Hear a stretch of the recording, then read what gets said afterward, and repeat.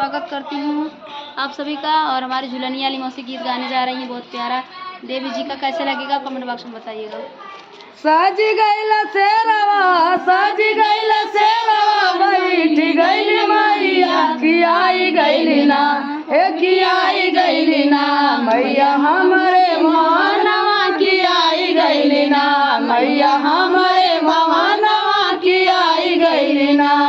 ये समन कहते अंग्रेजवा घर जाई, चुनरी का दाम आल मोल खाई। ये समन करेला अंग्रेजवा घर जाई, चुनरी का दाम आल मोल खाई। लाई के के चरण चढ़ाई, दिलवा के दुखवा गुलापने बताई। सज गैल सेरवा, सज गैल सेरवा, बैठ गैली मैया की आई गैली ना, मैया हमारे भवनवा की आई गैली ना, मैया हमारे भवनवा की आई गैली ना। समन कहते बजवा घर, समन कहते बनिया घर जाई, नारियल के दाम आल मोल खाई आई।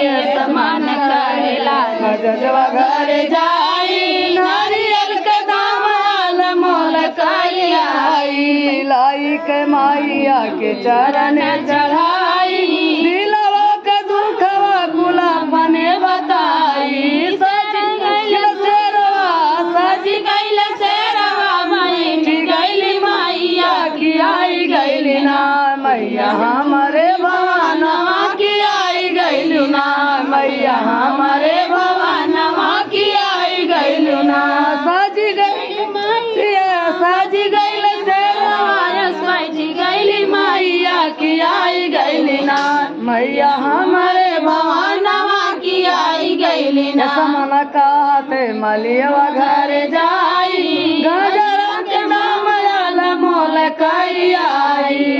समन करेला मलियवा घर जाई, गजरा के दाम आल मोल खाई आई। लाई के मैया के गले पहिराई, दिलवा के दुखवा गुलापने बताई। सज गैल सेरवा, सज गैल सेरवा, बैठ गैली मैया की आई गैली ना, मैया हमारे